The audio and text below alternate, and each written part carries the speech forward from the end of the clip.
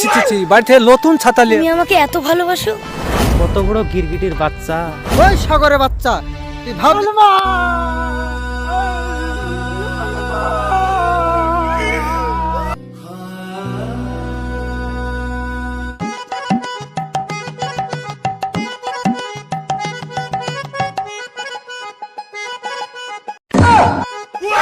এই গরমে একটা মেয়ে খুঁজতে খুঁজতে হয়রান হয়ে গেল।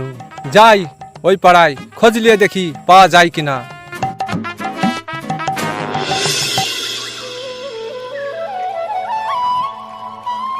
কি ঘটক মশাই, এত রাতে কোথি থেকে আসছো? আর তোমার ছাতাটা তো ছিঁড়া কানে। ছিড়া? আরে ছি ছি ছি, বাড়ি থেকে নতুন ছাতা নিয়ে আনু। আরে এখন দেখি ছাতার ভিতর থেকে আকাশের তারা বানা যাবে।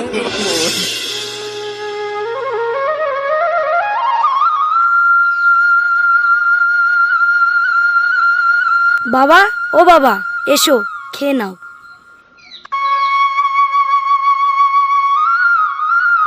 তুই খাবার নিয়ে আসলি কেন? আমি একটু পরে বাড়ি যাই খাই আসতু।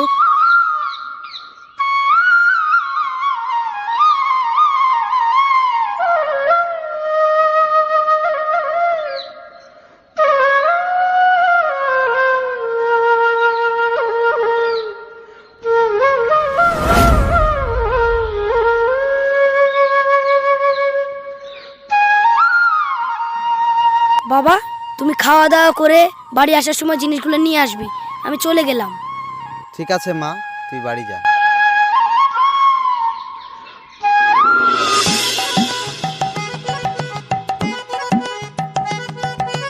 রবি, এটা তোর মেয়ে?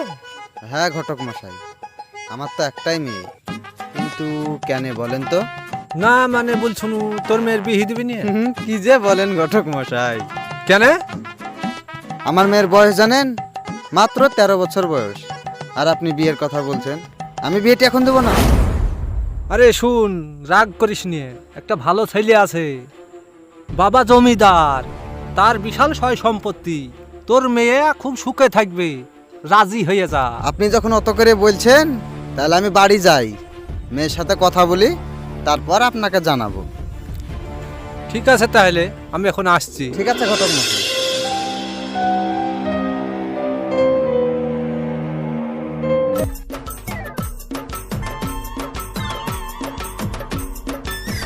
সরি সরি, আসতে একটু লেট হয়ে গেল। প্রত্যেকদিন মনে হয় আমার আগে এসে অপেক্ষা করো। শোনো, তুমি গাড়ি কিনো, নয়তো আমাকে ছাড়ো। আমি প্রত্যেকদিন বসে অপেক্ষা করতে পারবো না। শোনো শোনো, তুমি রাগ করো না। তোমার গাড়ি লাগবে তো, ও আমি কিনে ফেলবো। হ্যাঁ, আজ 6 মাস থেকে গাড়ি কিনে যাচ্ছ, আর কত মিথ্যে কথা বলবে? কি পছন্দ হয়েছে? পছন্দ মানে? আমার খুব পছন্দ হয়েছে। তুমি আমাকে এত ভালোবাসো? কত বড় গিরগিটির বাচ্চা, একটু আগে যা গাড়ির জন্য করলো, সোনার মালা হাতে পাওয়ার মাত্রই ভালোবাসা বেড়ে গেল। কি হলো, কি ভাবছো? না কিছু না, তোমার যা রাগ, বলে কি মার খাবো নাকি? ঠিক আছে, আজ তাহলে যাচ্ছি, কাল আবার দেখা হবে।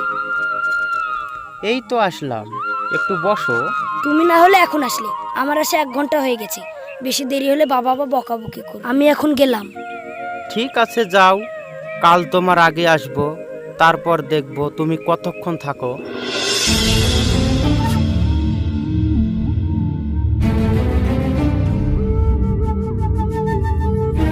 সালমা, তুই এতক্ষণ কোথায় ছিলি? বেলা কটা বাজে তোর খেয়াল আছে? না মানে বাবা, স্কুলে একটু দেরি হয়ে গেল। তাই? ঠিক আছে, ঘরে যা।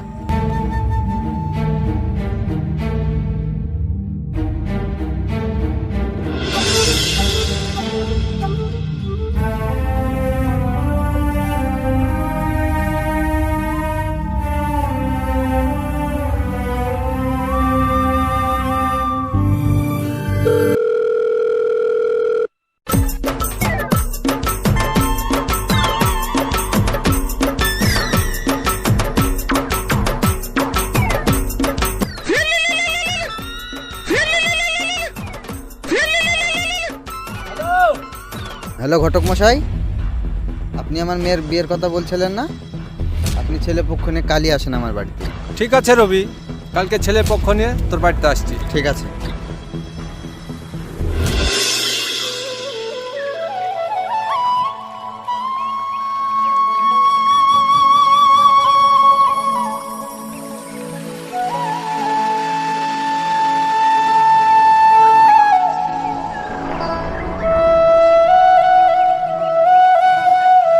সালমা, আজকে কোথাও যাসনি? কেন বাবা? আজকে তোকে ছেলে পক্ষ দেখতে হবে। বাবা আমি এই বিয়ে করতে পারবো না। আমি একজনকে ভালোবাসি, বিয়ে করতে হলে ওকেই করব। সালমা,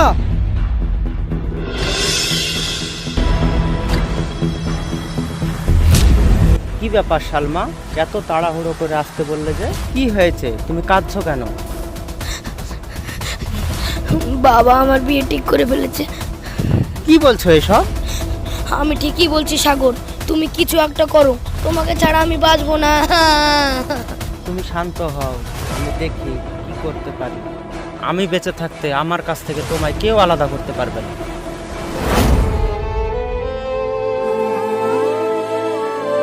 তুমি এখন বাড়ি যাও।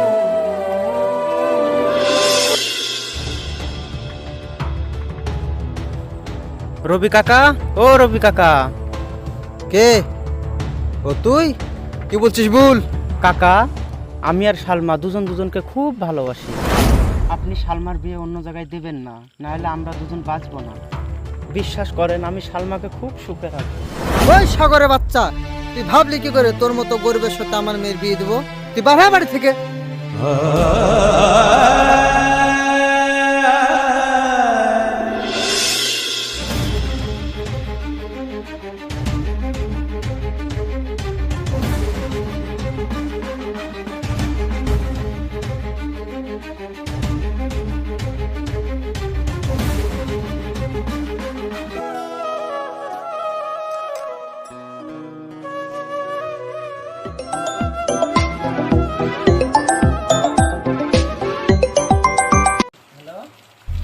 হ্যালো সাগর, কালকে আমার বিয়ে, তার আগেই তুমি একটা কিছু করো। বাবা আমাকে বাড়ি থেকে বের হতে দিচ্ছে না। তুমি চিন্তা করো না, আজ রাতে আমরা বাড়ি থেকে পালাবো, তুমি রেডি থেকো। ঠিক আছে তাহলে।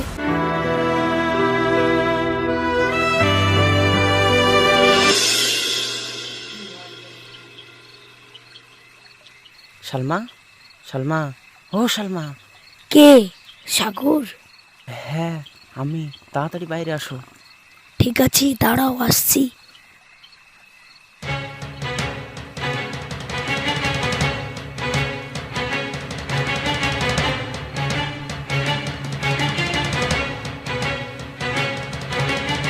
এসো এসো, তাড়াতাড়ি চলো, তাড়াতাড়ি চলো।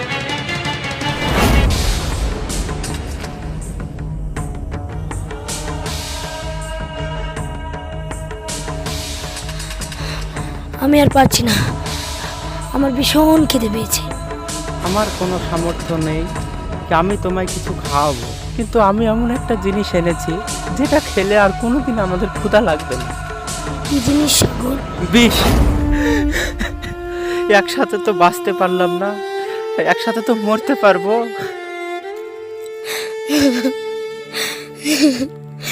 দাও আমি আগে খাবো। না, দুজনে একসাথে খাবো। ঠিক আছে দাও।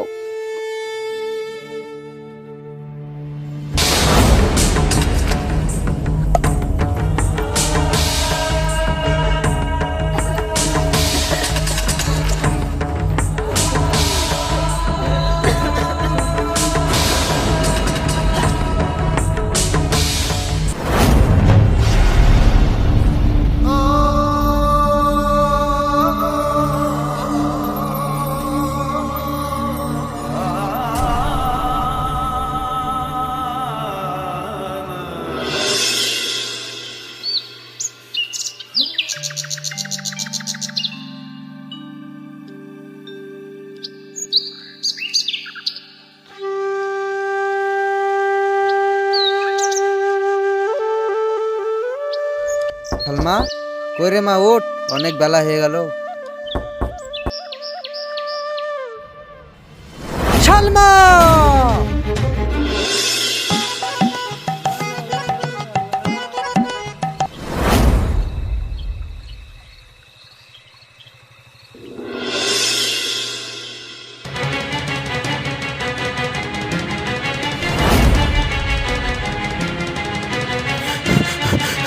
কাকা কাকা, সাগরের লাশ আর আপনার মেয়ের লাশ জঙ্গলে পড়ে আছে। কি বলছিস? তাড়াতাড়ি চল।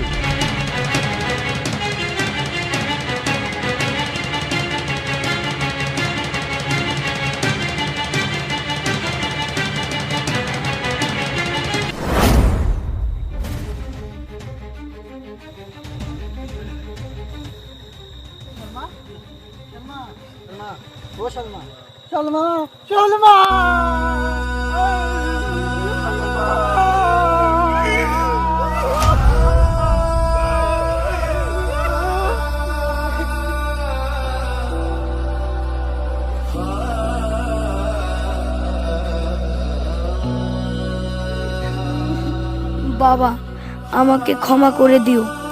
আমি সাগরকে ছাড়া বাঁচতে পারতাম না, তাই মরে গিয়ে আমরা দুজনে এক হয়ে গেলাম। তোমরা চাইলেও আমাদেরকে আলাদা করতে পারবে না। তুমি তোমার সম্মান নিয়ে বেঁচে থাকো। খোদা হাফেজ।